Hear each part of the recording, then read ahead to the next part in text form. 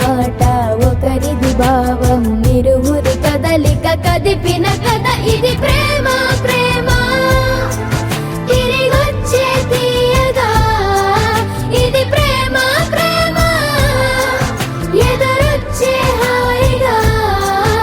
ఇది మనసుని తడిపిన క్షణము కదా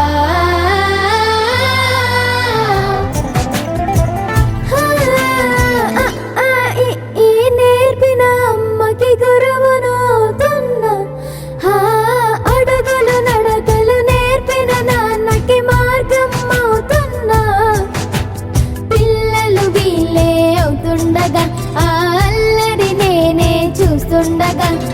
కన్నులతో నేను చిన్నోడిలా కలగలిసిన ఎగసిన బిగిసిన కథ ఇది